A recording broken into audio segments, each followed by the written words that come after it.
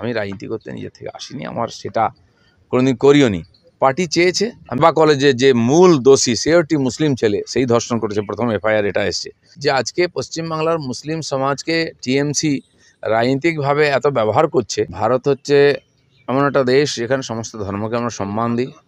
সকালে নিউটাউন ইকো পার্কে প্রাতঃভ্রমণে আসেন প্রাক্তন সাংসদ তথা বিজেপি নেতা দিলীপ ঘোষ।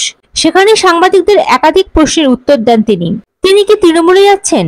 সেই প্রশ্নের উত্তরে দিলীপ ঘোষ বলেন, আমার রাজনৈতিক ভবিষ্যৎ পার্টি ঠিক করবে। আমাকে বিজেপি নিয়ে এসেছে, একটা জায়গা দিয়েছিল, আমি নিজের থেকে আসিনি। পার্টি চেয়েছে তাই আমি এসেছি। পার্টি আমাকে রাজ্য সভাপতি করেছে, বিধায়ক করেছে, সাংসদ করেছে, জাতীয় নেতা করেছে। আমি নিজে থেকে কিছু চাইনি।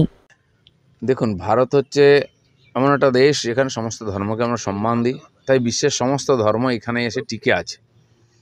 আর এটা ভারতবর্ষের যে বৈচিত্র্য, প্রাকৃতিক বৈচিত্র্যের সঙ্গে সাংস্কৃতিক বৈচিত্র্য আছে। আমাদের সংবিধানও তাকে স্বীকৃতি দিয়েছে। যেন বিজেপির সংবিধানে কোথাও লেখা নেই বা কোনো ম্যানিফেস্টোতে লেখা নেই যে হিন্দুই কেবল আমাদের সঙ্গে হিন্দু হিন্দু ভাই ভাই। পলিসি হতে পারে, কোনো বিষয়ের ব্যাপারে হতে পারে, সেজন্য বিজেপি সর্বভারতীয় পার্টি, ভারতীয় সংবিধানের উপর সম্পূর্ণ ভরসা রাখে এবং নিজের সংবিধানের উপর ভরসা রেখে পার্টি করে। বিশেষ কোনো ঘটনা হয়ে গেলে সেখানকার মানুষের প্রতিক্রিয়া হতে পারে। আর এটা ঠিক যে আজকে পশ্চিমবাংলার মুসলিম সমাজকে টিএমসি রাজনৈতিকভাবে এত ব্যবহার করছে, ফলে তাদের সমস্ত দোষকে মার্জনা করা হচ্ছে। তারা নিঃশব্দে নির্ভয়েতে আর সমস্ত অপরাধ করছে, পুলিশের হিম্মত নেই এফআইআর নেওয়া, সেজন্য এই ঘটনা বাড়ছে। এমনকি যে কসবা কলেজে যে মূল দোষী সে একটি মুসলিম ছেলে, সেই ধর্ষণ করেছে, প্রথম এফআইআর এটা এসছে। মনোজিতের নাম এসে, কিন্তু সে তার চেলা। তো সেই জন্য এই ধরনের ঘটনা হয় যেন মানুষ প্রতিক্রিয়া দিচ্ছেন, এটা সমাজের পক্ষে তো ভালো নয়।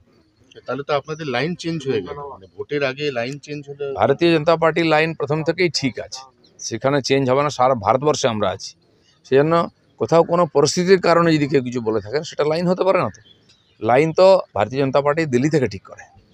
একই মঞ্চে বিরোধী দলনেতা শুভেন্দু অধিকারীর বক্তব্য আর নতুন রাজ্য সভাপতি বক্তব্য, রাজ্য সভাপতি তো আমাদের অথরিটি, সাংবিধানিক পদ, তিনি নির্বাচিত, তিনি যেটা বলবেন সেটা আমরা মেনে চলব। কিন্তু কোনো ঘটনা, কোনো পরিপ্রেক্ষিতে একাধিক নেতা একাধিক বক্তব্য রাখতে পারেন। পার্টি বসে বিবেচনা করবে কি করবে, ভোট দেবে কিনা মুসলমানরা ঠিক করবে। আমরা তো ভোট সবার আশা করব, কাজ সবার জন্য করছি, সবকা সাথ সবকা বিকাশ। সব হিন্দুরা আমাদের ভোট দেয় না, সব মুসলমানরাও দেয় না, দেবে কালকে। দাদা, আপনার রাজনৈতিক ভবিষ্যৎ তাহলে কি দাঁড়ালো? সেটা পার্টি ঠিক করবে। কার ভবিষ্যৎ কে ঠিক করতে পারে, সে তো লেখা আছে ভগবানের খাতাতে। আপনি নিজে কি ক্যালকুলেট করছেন, মানে কোন দিকে যাচ্ছে ব্যাপার? আমাকে ভারতীয় জনতা পার্টি নিয়ে এসে তার জায়গা দিয়েছে পার্টিতে। আমি রাজনীতি করতে নিজে থেকে আসিনি, আমার সেটা কোনোদিন করিওনি। পার্টি চেয়েছে, আমি একজন কর্মী হিসাবে পার্টিতে এসেছি। পার্টি আমাকে সাধারণ সম্পাদক রাজ্যে বানিয়েছে, সভাপতি দুবার বানিয়েছে, আমাকে এমএলএ বানিয়েছে, এমপি বানিয়ে টিকিট দিয়েছে। আমি কোনোদিন কিছু চাইনি পার্টির কাছে।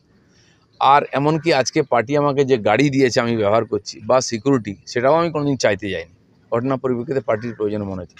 পার্টির যদি মনে হয় আমি সাধারণ কর্মী হিসেবে কাজ করব, তো আমি যেরকম করছি করবো, আগে কোনো পদ নেই। পার্টি যেখানে আমি ডাকে সেখানে আমি যাই, যেখানে ডাকে না সেখানে যাই না। এটাকে আমি পার্টির সিস্টেম মনে করি। Bureau report, ND Bangla news.